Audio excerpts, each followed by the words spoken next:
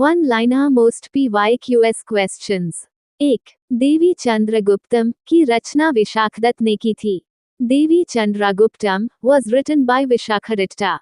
2. अर्धनारीश्वर की कल्पना शैवमत में की गई है। The concept of Ardhanarishvara exists in Shaivism। 3. Jaichand को देशद्रोही कहा जाता है क्योंकि उसने गौरी की मदद की थी। Jayachandra is called a traitor for allegedly aiding Muhammad Ghori। 4. 1206 से 1290 तक दिल्ली सल्तनत पर गुलाम वंश का शासन था। From 1206 to 1290 AD, the Delhi Sultanate was ruled by the slave dynasty। 5. Akbar का राज्याभिषेक कालानौर कालाबीर में हुआ था। Akbar's coronation took place at Kalanor Kalabir।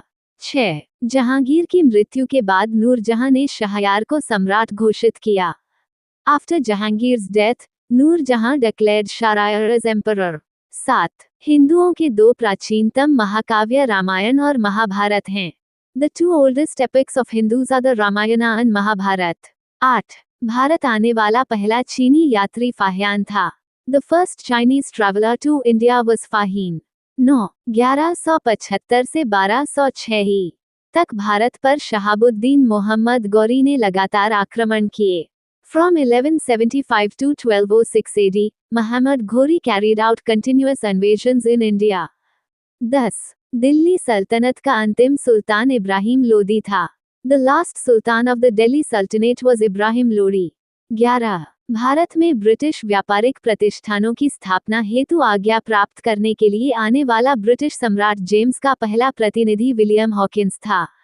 William Hawkins was the first envoy sent by King James of Britain to seek permission for establishing British trade settlements in India। 12. Bengal में स्थायी बंदोबस्त के रूप में ईस्टमरारी बंदोबस्त का सूत्रपात लॉर्ड कॉर्नवालिस ने किया। Lord Cornwallis initiated the Istamrari settlement as part of permanent settlement in Bengal। 13. 1931 में महात्मा गांधी ने लॉर्ड इरविन के साथ बातचीत कर समझौता किया था। In 1931, Mahatma Gandhi held talks and reached an agreement with Lord Irwin। 14. Megasthenes की इंडिका से चंद्रगुप्त मौर्य, उसके दरबार और सामाजिक अवस्थाओं की जानकारी मिलती है। Megasthenes Indica provides insights into Chandragupta Maurya, his court, and the social conditions of that time। 15. पूर्व मुगल काल में भारत की यात्रा करने वाला इब्न बतूता मोरक्को का निवासी था। Ibn Battuta, who traveled to India during the pre-Mughal period, was a native of Morocco। 16. Mohenjodaro का सबसे महत्वपूर्ण सार्वजनिक स्थल विशाल स्नानागार को माना जाता है। The Great Bath is considered the most important public structure at Mohenjo-daro। 17. Kalpasutra नामक महत्वपूर्ण ग्रंथ की रचना भद्रबाहु ने की थी। The important text, Kalpasutra, was written by Bhadrabahu. 18. मुद्राराक्षस ग्रंथ में चंद्रगुप्त मौर्य को वृष और कुलहीन कहा गया है। In the play Mudrarakshasa, Chandragupta Maurya is referred to as Vrishala and low-born। 19. Ashok के अभिलेखों को पढ़ने में सबसे पहले सफलता जेम्स प्रिंसेप ने 1837 में प्राप्त की। James Prinsep was the first to successfully decipher Ashoka's inscriptions in 1837। 20. 1175 से 1206 तक भारत पर लगातार आक्रमण शहाबुद्दीन मोहम्मद गौरी ने किए। Between 1175 and 1206 AD, Muhammad Ghori launched repeated invasions on India। 21. एक मुकुटधारी राजा को सदा धर्म की दृष्टि में रहकर शासन करना चाहिए, ये कथन कृष्णदेवराय का था।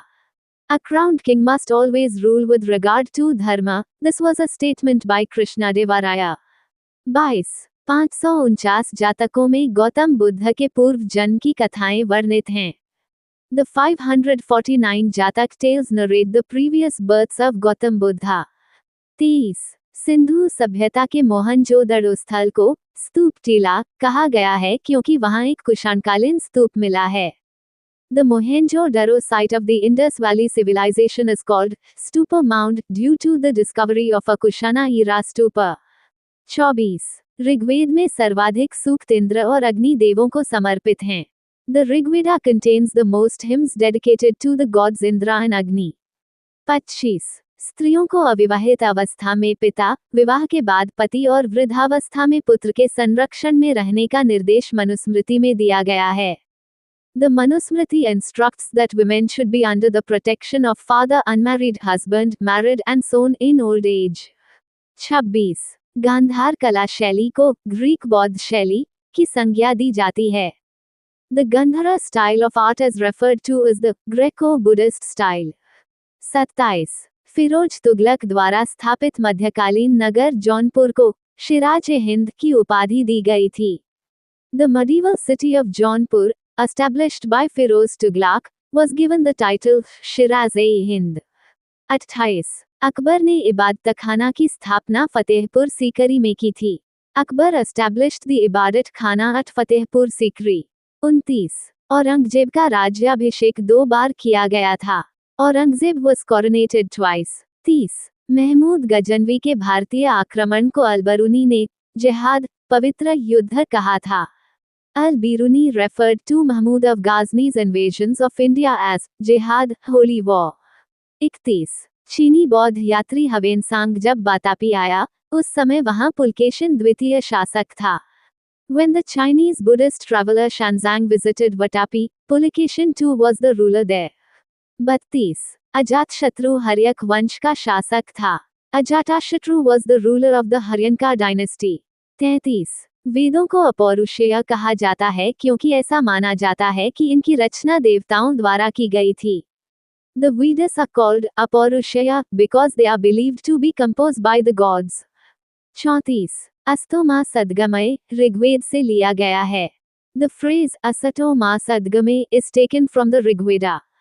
35. इब्न बतूता, जो भारत आया था, मोरक्को का निवासी था।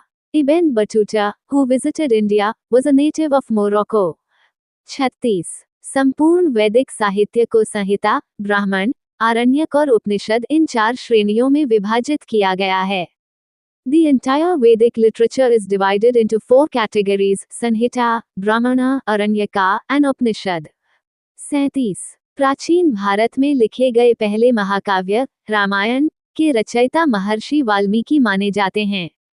The first epic of ancient India, Ramayana, is believed to be composed by sage Valmiki. 38. Abu Rehan Mohammad अल-बिरूनी का वास्तविक नाम था। Abu Rehan Mohammad was the real name of अल-बिरूनी. 39. 1206 से 1290 तक दिल्ली सल्तनत पर गुलाम वंश का शासन रहा। From 1206 to 1290 AD, the Delhi Sultanate was ruled by the slave dynasty. 40. Noor Jahan ने अपने पिता मिर्जा गयास बेग को एतमाद-उद-दौला की उपाधि दिलवाई। Nur Jahan got the title of Etimad-ud-Daula granted to her father Mirza Ghiyas Beg. 13 August current affairs 2025। 1. Which of the following space agencies aims to set up a nuclear reactor on the moon by the year 2030? निम्नलिखित में से किस अंतरिक्ष agency का लक्ष्य वर्ष 2030 तक चंद्रमा पर परमाणु रिएक्टर स्थापित करना है? Answer NASA. 2. Which country has recently signed a record $35 billion natural gas export deal with Egypt? हाल ही में किस देश ने मिस्र के साथ रिकॉर्ड $35 अरब के प्राकृतिक गैस निर्यात समझौते पर हस्ताक्षर किया है? Answer Israel. 3. What is the percentage improvement in the accuracy of forecasting extreme rainfall events by the India Forecasting System? Bharat पूर्वानुमान प्रणाली से अत्यधिक वर्षा की घटनाओं के पूर्वानुमान की सटीकता में कितना प्रतिशत सुधार हुआ है? Answer 30%। 4. Recently, ICICI Bank has made the minimum monthly average balance for savings accounts in rural areas to how many rupees? हाल ही में ICICI बैंक ने ग्रामीण क्षेत्रों के बचत खाते के लिए न्यूनतम मासिक औसत राशि कितने रुपए कर दिया है? आंसर -10,000 रुपए।